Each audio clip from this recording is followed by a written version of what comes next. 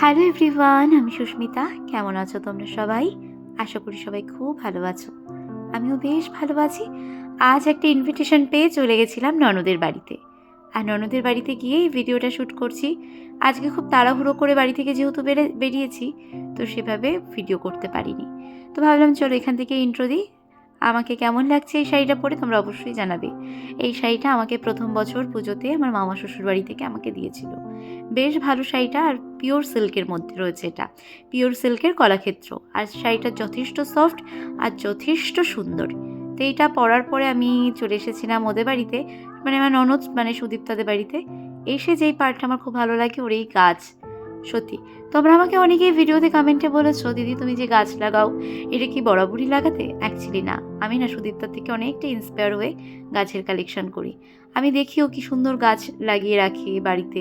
আমি কিন্তু অনেক পরে গাছ লাগিয়ে, ও বরাবরই গাছ লাগাতো। ওদের বাড়িতে যেহেতু নার্সারি, ওরা ঘরে কি সুন্দর দেখতাম গাছ ছোট ছোট করে টব কেটে লাগাতো।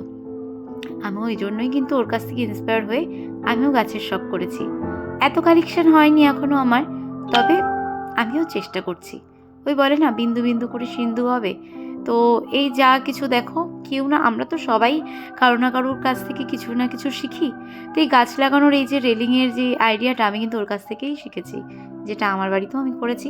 তবে এত বড় হয়নি আমারটা এখনও, যেহেতু মানি প্ল্যান্ট একটু ঘরে লাগালে বাড়তে সময় লাগে, তো ওই সময়টুকু আমি দিয়েছি, জানো তো। এই দেখো কি সুন্দর দুটো টমেটো হয়েছে। তোমরা জানো তো, যে কাজটা করবে মন থেকে করবে আর ভালোবেসে করবে, দেখবে সাকসেস হবেই। আমি মন থেকে করি না, তাই আমি সাকসেস পাই না। এটা নিয়ে আমি রিগ্রেট করি মাঝে মাঝেই, যে একটু যদি কেয়ারফুলি কাজগুলো করতে পারতাম। আর এই যে দেখো, মহান ব্যক্তি আমার শাশুড়ি মা। মহান ব্যক্তি কেন বললাম জানো তো? উনি কিন্তু এই শাড়িটা পরছে না, এই শাড়িটা সুদীপ্তা পরবে। আর আজ যেহেতু বারে শনিবার, আর এইবারই নিয়ম অনুযায়ী শনিবারে নতুন বউদের নতুন ভাঁজ মানে ভাঙে না শাড়ির আর কি। তো মা ওই জন্য শাড়িটা একটুখানি গায়ে পরে নিল, মানে নতুন শাড়িটাকে ভেঙে দিল, তারপরে ও পরে নেবে। আর এই যে যেটার জন্য বললাম পুরো ভিডিও দেখতে হবে, আজ ওদের বাড়িতে ওর বরের একটা মানসিক পুজো ছিল, মানে আমার নন্দে জামাইয়ের মানসিক পুজো। সেই উপলক্ষে এই পুজোটা হয়েছিল, মায়ের পুজো।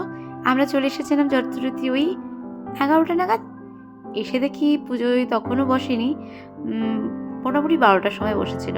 আর পুজো শেষ হয়েছে ওই 3টে সাড়ে 3টে নাগাদ। তারপর ওখান থেকে খেয়ে দিয়ে চলে এসেছি মামা বাড়িতে। আর বললাম না, গাছের প্রতি শখ, গাছ লাগানোর প্রতি শখ, এই সবটাই আমি মামা বাড়ি থেকেই পেয়েছি। এই যে দেখছো কত প্রকারের গাছ, এগুলো কিন্তু মানে শো করার জন্য নয়, এগুলো মানে লাগানোর জন্য নয়। এখান থেকে আবার বীজ তৈরি হবে, সেই বীজ আবার পরের বছর রোপণ হবে, আবার চারা বিক্রি হবে, মানে নার্সারির আর কি মামা এগুলো করে থাকে। এই যে দেখো প্রত্যেকটা বীজ হয়ে বসে রয়েছে। এটা দেখতে পুরো সেই সর্ষের বীজের মতন। দেখো ফুল হয়েছে একদম শেষের দিকে, আর কিছু আছে যেগুলো ফুল ফুটবে। তার মধ্যে থেকে মা খুব চেষ্টা করছে কোন গাছটা মা বাড়িতে নিয়ে আসবে। মানে মামা বাড়িতে গেলেই এই গাছ, ফুল গাছ, সার এগুলো নিয়ে আসে। অ্যাকচুয়ালি মামা বাড়িতে তো প্রচুর জায়গা আর প্রচুর মাটি আর প্রচুর সার। আমাদের এখানে তো মাটির আকাল। তোমরা সবাই আমার ভিডিওতে দেখে বুঝেই গেছো যে হ্যাঁ, মাটিটাও আমি চুরি করেই আনি।